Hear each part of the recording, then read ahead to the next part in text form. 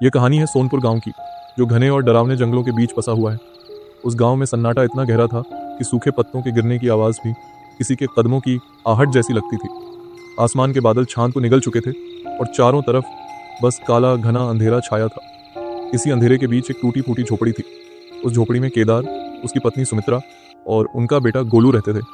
गोलू अपनी ज़िंदगी के लिए संघर्ष कर रहा था और उस पर मौत का साया मंडरा रहा था। झोपड़ी के बाहर लगे पुराने पीपल के पेड़ पर एक उल्लू जोर जोर से रो रहा था।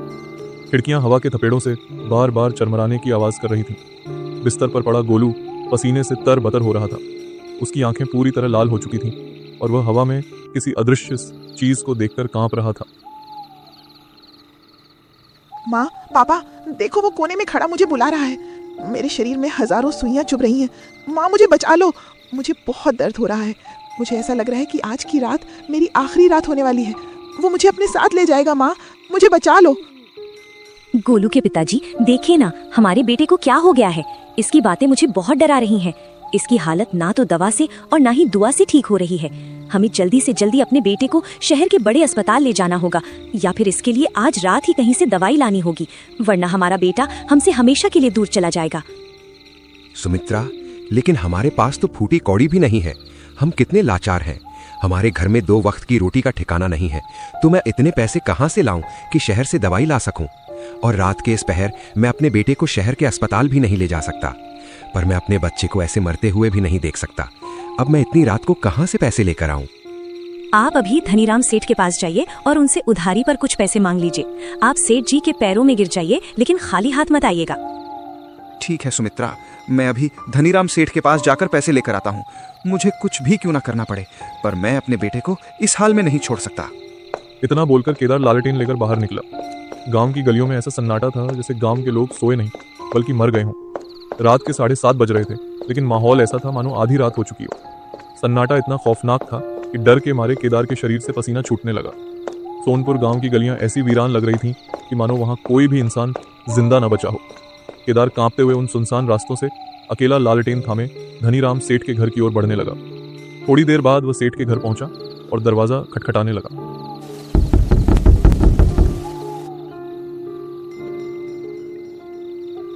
कौन है वे बाहर जो इस वक्त मेरे घर का किवाड़ खटखटा रहा है? मरने की जल्दी है क्या तुझे, जो अपनी मौत का सामान लेने मेरे घर आया है? क्या तुझे बेमौत मरने का शौक चढ़ा है? सेठ जी, मैं केदार हूँ। मुझे आपकी मदद की सख्त जरूरत है। कृपया जल्दी दरवाजा खोलिए। केदार की आवाज सुनकर धनीराम सेठ ने दरवाजा खोला। सामने केदार हाथ में लालटेन लिए खड़ा था और उसके पूरे शरीर से पसीना बह रहा था। अरे ओ केदार, तू मेरे घर इस वक्त क्यों आया है? ऐसा क्या काम आन पड़ा जो तू इस रात के पहर, जब सारा गांव चादर तानकर सो रहा है, तब तू मेरी चौखट पर आकर खड़ा हो गया?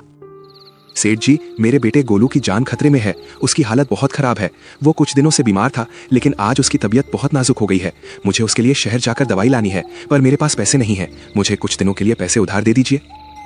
अबे जा, इस काली रात में मुर्दों को भी कफन नसीब नहीं होता और तुझे उधारी चाहिए? भाग यहाँ से उल्टे पांव, वरना अभी कुत्तों को पीछे छोड़ दूंगा। सारा भूत उतर जाएगा तेरा।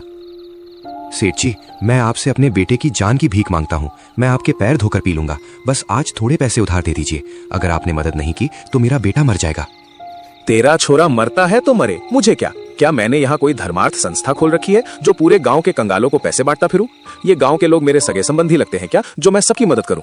जल्दी रफू चक्कर हो जाए यहाँ से, वरना अंजाम बहुत बुरा होगा। सेठ की ये कड़वी बातें सुनकर केदार भारी मन से गांव की सुनसान गलियों में वापस लौट पड़ा। थोड़ी देर बाद वह गांव के मुखिया बलवंत सिंह के पास मदद मांगने पहुंचा। जब केदार मुखिया के घर गया तो बलवंत सिंह खटिया पर सो रहे थे। हे भगवान, अब मैं क्या करूं? मुखिया जी तो गहरी नींद में सोए हैं। अगर मैंने उन्हें जगाया तो वो मुझ पर गुस्सा करेंगे, लेकिन मुझे उन्हें उठाना ही पड़ेगा। चारा ही क्या है। केदार डरते डरते मुखिया के पास गया। वह बहुत गहरी नींद में थे। केदार ने हिचकिचाते हुए उन्हें आवाज दी। मुखिया जी, ओ मुखिया जी, जल्दी जागिए। मेरे बेटे की तबीयत बहुत खराब है। मुझे थोड़े पैसों की जरूरत है। मुखिया जी। आवाज सुनकर मुखिया की नींद खुल गई। जब उन्होंने सामने केदार को देखा तो वह गुस्से से लाल हो गए। अबे ओ केदार, बावला हो गया क्या तू? मुझे क्यों जगाया? और तेरी हिम्मत कैसे हुई मेरे घर के भीतर कदम रखने की? मुखिया जी, मेरे बेटे की हालत बहुत बिगड़ गई है। मुझे शहर जाकर दवाई लानी है। अगर आज दवाई नहीं मिली तो वो नहीं बचेगा। तो मैं क्या करूं? तेरे बेटे की तबीयत खराब है तो तू मेरे घर क्यों आया, ये बता पहले। मुखिया जी, मुझे कुछ दिनों के लिए थोड़े पैसे ब्याज पर चाहिए। मैं जल्द ही आपके सारे पैसे एक एक करके ब्याज समेत लौटा दूंगा। अबे ओ केदार, तू पूरी तरह पागल हो गया है क्या? अगर तुझे पैसे चाहिए थे तो दिन में क्यों नहीं आया? कोई आधी रात को पैसे मांगने आता है क्या? अगर पैसे चाहिए तो कल आना। रात के समय मैं किसी को पैसे नहीं देता, समझा? अब जल्दी निकल यहाँ से, मुझे सोना है। हताश होकर केदार मुखिया के घर से भी खाली हाथ लौट आया। कुछ ही दूर जाने के बाद जब वह गांव के श्मशान के पास वाले रास्ते से गुजर रहा था, तभी उसे एक परछाई दिखी। वह और कोई नहीं बल्कि गांव का नेक इंसान दीनानाथ था, जो रात को अपने खेतों की रखवाली के लिए जा रहा था। अरे केदार, इतनी रात को शमशान के रास्ते पे क्या कर रहे हो? सुना है तुम्हारा बेटा जिंदगी और मौत के बीच झूल रहा है। अरे दीनानाथ भाई, अब तुम्हें क्या बताऊं, मेरा बेटा बहुत बीमार है और आज रात उसकी हालत बहुत ज्यादा खराब हो गई है। अगर शहर से दवाई नहीं लाया तो वो मर जाएगा, पर मेरे पास पैसे नहीं हैं। मैं सेठ और मुखिया के पास गया था, पर उन्होंने मदद करने से साफ मना कर दिया। अब मैं दुखी होकर घर लौट रहा हूँ। केदार, तुम चिंता मत करो, मेरे पास कुछ पैसे रखे हैं, मैं तुम्हें दे देता हूँ। चलो मेरे घर, मैं अभी पैसे लाता हूँ। केदार और दीनानाथ साथ चल पड़े और कुछ देर में दीनानाथ के घर पहुंचे। केदार, अभी मेरे पास इतने ही रुपए हैं। ये पैसे लो और तुरंत शहर जाकर अपने बच्चे के लिए दवाई ले आओ। धन्यवाद दीनानाथ भाई, तुमने सही समय पर मेरी मदद की है। मैं तुम्हारा ये एहसान ताउम्र नहीं भूलूंगा। केदार ने पैसे लिए और अपने घर की ओर भागा।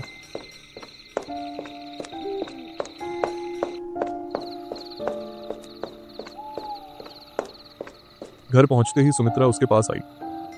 क्या हुआ जी, पैसों का इंतजाम हुआ? सेठ जी ने पैसे दे दिए ना? सुमित्रा, पैसों का इंतजाम तो हो गया, लेकिन पैसे न तो सेठ ने दिए और न ही मुखिया ने। उन्होंने तो मुझे धक्के मारकर बाहर निकाल दिया। ये क्या कह रहे हैं आप? अगर उन्होंने पैसे नहीं दिए तो फिर ये पैसे कहाँ से आए? किसने मदद की? सुमित्रा, ईश्वर किसी न किसी रूप में आकर मजबूर इंसान की मदद करता है। इस बार हमारी मदद के लिए भगवान दीनानाथ के रूप में आए थे। उन्होंने ही मुझे ये पैसे दिए। देखो, इस दुनिया में कितने पाखंडी लोग रहते हैं। धनीराम सेठ और मुखिया जैसे लोगों के पास दौलत की बारिश होती है, फिर भी उन्होंने हमारी मजबूरी नहीं समझी। और दूसरी तरफ दीनानाथ जैसा साधारण इंसान है, जिसने अपना सब कुछ हमें दे दिया। भगवान उसका भला करेगा। अब मैं शहर के लिए निकलता हूँ। अभी 7:30 बजे हैं। मैं 10 बजे तक दवाई लेकर लौट आऊंगा। तुम गोलू का ध्यान रखना। लेकिन गोलू के पिताजी, अब तो रात गहरी हो चुकी है। शहर जाने में बहुत समय लगेगा और इस वक्त कोई बस या वाहन भी नहीं मिलेगा। सुमित्रा, अगर कोई वाहन नहीं मिला तो मैं पैदल ही चला जाऊंगा, लेकिन आज रात दवाई लेकर ही आऊंगा। तुम बस गोलू का ख्याल रखना। जब हम उसे दवाई देंगे तो वो ठीक हो जाएगा। आप जल्दी लौट आना, गोलू की हालत बिगड़ती जा रही है। सुमित्रा की बातें सुनकर केदार अंधेरी गलियों से होता हुआ शहर की ओर निकल पड़ा। जब वह गांव के बस स्टैंड पर पहुंचा तो वहां सन्नाटा था। न कोई बस थी, न कोई ऑटो। केदार बहुत देर तक इंतजार करता रहा, पर कोई साधन नहीं मिला। आसपास से उल्लुओं और जंगली जानवरों की डरावनी आवाजें आ रही थी। केदार के होश उड़ने लगे, तभी सामने से एक ऑटो आता दिखाई दिया।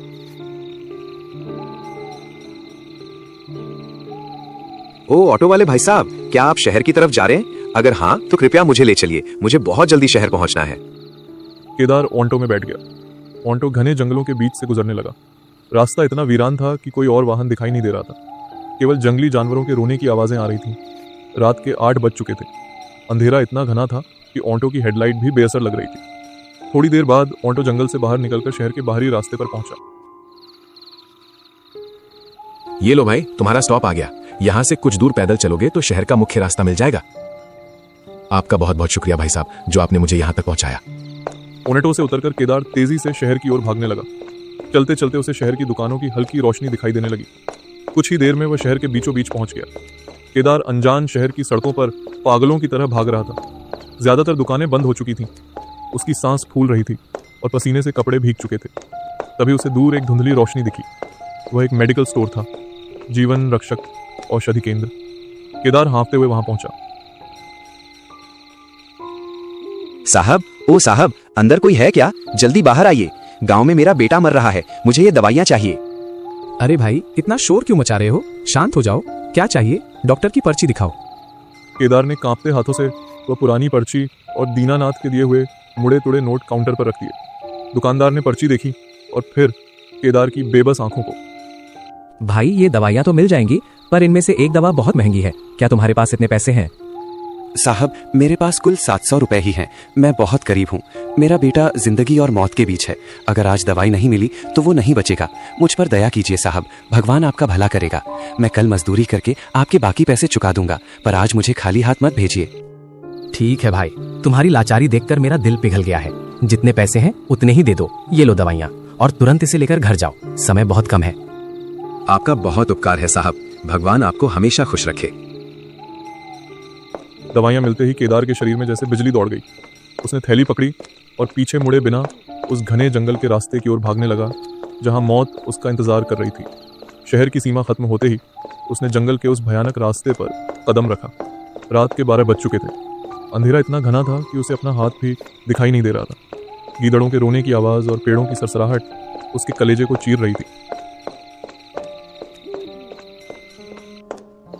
गोलू, बस थोड़ा और रुक जा बेटा, तेरा बाप दवाई लेकर आ रहा है। हे ईश्वर, बस आज की रात हिम्मत देना। जंगल बहुत डरावना है, पर मेरे बेटे की जान से बड़ा कोई डर नहीं। अचानक केदार को महसूस हुआ कि उसके पीछे कोई चल रहा है। वह रुका तो आवाज बंद हो गई। जैसे ही वह आगे बढ़ा, पुल पुल की आवाज आने लगी, जैसे कोई कीचड़ में चल रहा हो। हवा बर्फ जैसी ठंडी हो गई और उसे एक अजीब सी सड़न की बदबू आने लगी। कौन है? कौन है वहाँ? क्या कोई है? मैं डरने वाला नहीं हूँ, सामने आओ। तभी उसने देखा कि रास्ते के बीचों बीच एक विशाल परछाई खड़ी है। वह साया बहुत लंबा था, उसके हाथ घुटनों के नीचे तक लटक रहे थे और उसकी आंखें अंगारों की तरह दहक रही थीं। वह साया धीरे धीरे केदार की तरफ बढ़ने लगा। केदार के पैर जमीन में धंस गए। वह चिल्लाना चाहता था, पर आवाज नहीं निकली। जैसे ही वह साया उस पर झपटने वाला था, पीछे से एक कड़क आवाज गूंजी। ठहर जा धर्मी साया, रुक जा। इस बेगुनाह का रास्ता रोकने की जुर्रत मत कर। इस लाचार इंसान को जाने दे। केदार ने पीछे मुड़कर देखा तो एक जटाधारी अघोरी बाबा हाथ में चिमटा लिए खड़े थे। उनके चेहरे पर एक दिव्य तेज था। बाबा ने अपना चिमटा ऊपर उठाया और कुछ मंत्र पढ़कर उस साये की तरफ इशारा किया। अचानक एक जोरदार चीख गूंजी और वो साया धुएं में बदलकर गायब हो गया। धन्यवाद बाबा, अगर आज आप ना होते तो मैं जिंदा नहीं बचता। मैं अपने बीमार बेटे के लिए दवाई लेके जा रहा था, उस शैतान ने मुझे घेर लिया था। बेटा, इस जंगल का ये रास्ता अभी श्रापित है। यहाँ भटकती आत्माएं कमजोर दिल वालों को शिकार बनाती हैं, पर तेरी पितृभक्ति और निस्वार्थ प्रेम ने तुझे बचा लिया। घबरा मत, मैं तुझे गांव की सीमा तक छोड़ देता हूँ। बाबा केदार के आगे आगे चलने लगे। उनके साथ होने से जंगल का सन्नाटा अब सुकून में बदल गया था। जंगली जानवरों की आवाजें भी बंद हो गईं। रास्ता जैसे खुद ब खुद छोटा होने लगा। जल्द ही गांव की सीमा दिखने लगी। जा बेटा, तुम्हारा गांव आ गया है। अब तेरा मार्ग सुरक्षित है और तेरा बेटा भी ठीक हो जाएगा। मेरा आशीर्वाद तेरे साथ है। याद रखना, साहस से बड़ा कोई मंत्र नहीं होता। आपका बहुत बहुत आभार बाबा। केदार दौड़कर घर पहुंचा। सुमित्रा, ये लो दवाई। आज साक्षात महादेव ने मेरी रक्षा की है। अब हमारे गोलू को कुछ नहीं होगा। केदार ने तुरंत गोलू को दवाई पिलाई। कुछ ही देर में गोलू का शरीर सामान्य होने लगा और उसकी आंखों की लाली कम हो गई। सुबह की पहली किरण के साथ ही गोलू ने आंखें खोली।